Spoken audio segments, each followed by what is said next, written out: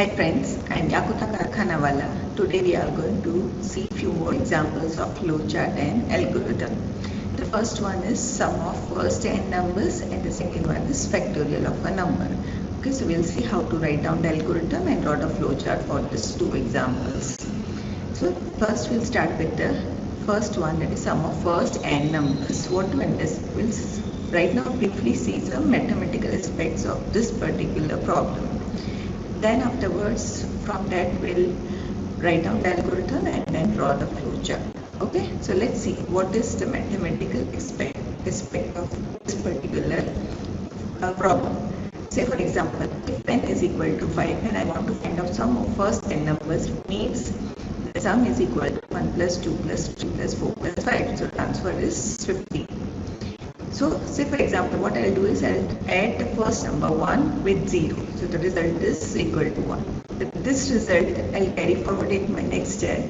So 1 plus the next number of the series, that is 2. I'll add it with 1 plus 2. So the answer is 3. Then again the result I'll carry forward in my next step. It is 3 plus the next number in the series, that is 3, equal to 6. Similarly you go on, 6 plus 4 is equal to 10. 10 plus 5 is equal to 15. Now once your series, you started with 1, when you reach to 5, you have to stop because your n is equal to 5.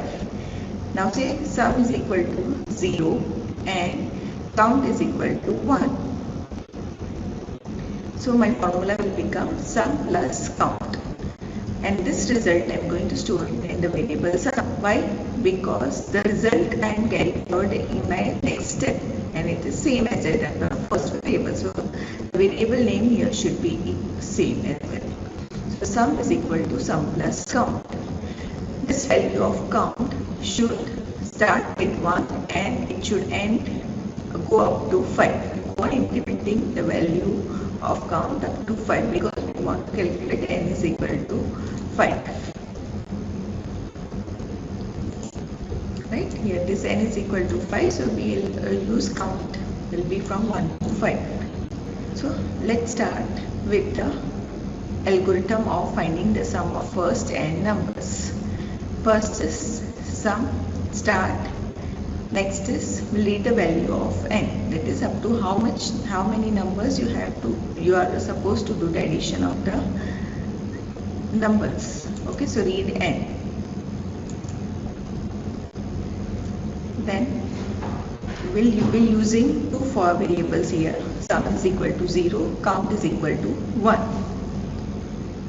Now we are going to repeat some few steps, and what would be the stopping condition of that step is count less than is equal to 1, because we are going to start at a value of count with 1 and we'll go up to n. So we'll repeat some few steps again and again continuously until this condition becomes false. What are the steps that we are going to repeat is, the first one is sum is equal to sum plus count. This formula we have derived from the previous slide. And after every summation we will be incrementing the value of count. So count is equal to count plus 1. So what are the steps that we are going to repeat is step 4 to 6. This step will be repeated again and again until the conditions becomes false. Once the condition becomes false, we will go immediately to the next step of 6. So after 6, what is the step we have is print sum. So the value of sum will be printed and then we'll stop our problem. Okay, so this is the algorithm for finding the sum of first n numbers. This formula we have seen how we have derived it from the previous explanation. And this is the condition because we want to do counting of 1 to 5 or 1 to n. Okay, now let's see the flowchart of this. First we'll do start symbol. Then afterwards we are going to input the value of n. So for that use the input symbol, and inside that we'll write down read n.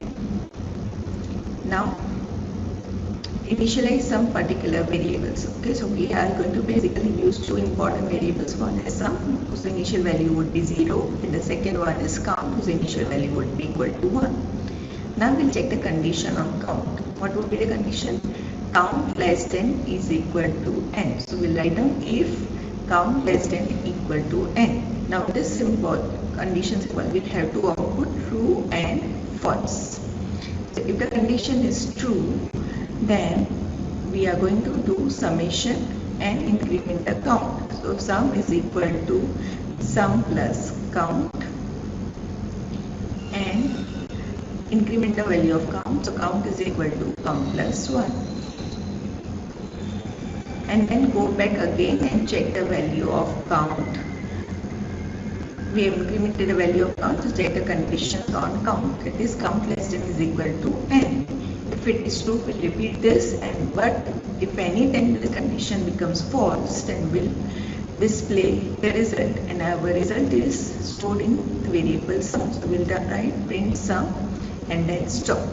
Okay, so this is the way the flowchart of it is shown. Say for example, if I take n is equal to, okay, so for example, if I have n, the value of n is equal to 3, right, means I want to do 1 plus 2 plus 3. This is the initial value of sum and count. Now I'll check here.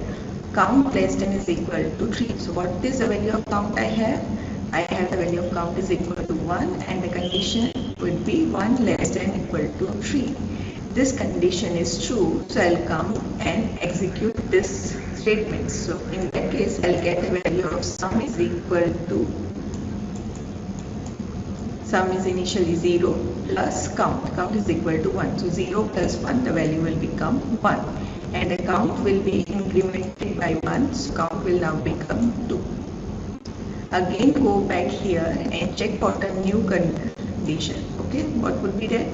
Now the count value is equal to 2 less than equal to n is still 3.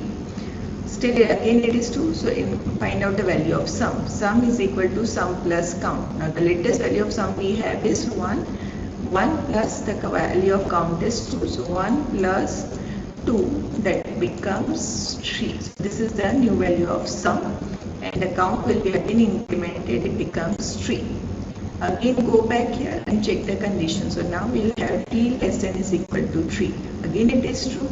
So find out the value of sum. What would be the value of sum? Will be the latest value of sum is 3 plus the value of count. What is count? Count is also 3. So the result is 6. Again increment the value of count, which becomes 4. So come here and check the condition. Now count is equal to 4. 4 less than is equal to 3. It is false. So we'll come here. This is our false. Okay, so since it is false, we'll write down display the value of sum. What is the value of sum I have is 6. 6 will be displayed. So it means the addition of first three numbers 1 plus 2 plus 3 is 6. Let's talk about our first algorithm and flowchart of finding the summation of first n numbers. Now let's see the next one, that is factorial of a number. Factorial of a number means 5 factorial. It means 5 multiplied by 4 multiplied by 3 multiplied by 2 multiplied by 1. So the result is 120. You can write it in the reverse fashion also. Suppose that is, if I write in the reverse form, that is 1 into 2 into 3 into 4 into 5, still I'll get answer as 120. It means I'll be taking a variable which will start with 1 and it will go on incrementing up to 5. Whose factorial we want to find out. Okay. So just like the previous example, we'll be following the same step. What is the step is? So if I want to find out n factorial means 1 into 2 into 3 up to n. Okay, so let's see the steps for finding the factorial of one number. So instead of 0, last time in sum of first n digits we have started with 0. Here I'll start with 1 because we want to do multiplication. If we'll multiply with 0, we'll get the answer as 0. So I'll start with 1. 1 multiplied the first number of the series, that is 1. So 1 into 1 is 1. Take this result to this next step, okay, and multiply it with the next number of the series, that is 2. So 1 into 2 is equal to 2. Again take the result in the next step, 2 into the next number of the series, that is 3. So 2 into 3 is 6. 6 into 4 is 24, and 24 into 5 is 120. Now I want to find out the factorial of 5, so I'll stop here. Right? Now this was our calculations. We have to do multiplication 5 times. So let's derive some formula from this. So the first number 1, I am going to store it in the variable fact, and the second number 1, I will be storing it in the variable count. So fact is equal to 1, count is equal to 1. Now the formula will become fact into count. Okay, so this is the way I am going to multiply two variables, fact into count, that is 1 into 1, and the result I am going to store it in the fact only. Why? Because this result I am going to use it in my next step. So the variable should be C, and the value of count I'll start with 1 and I'll go up to 5 if I want to calculate 5 factorial. If I want to calculate n factorial, I'll go up to n. Okay, so these are the initialization step, this is our formula, and this is the value of count, how we are going to update. Using these three things, we will be writing the algorithm to find out the factorial of a number. So let's see, the first one is start, read the value of n whose factorial you want to calculate.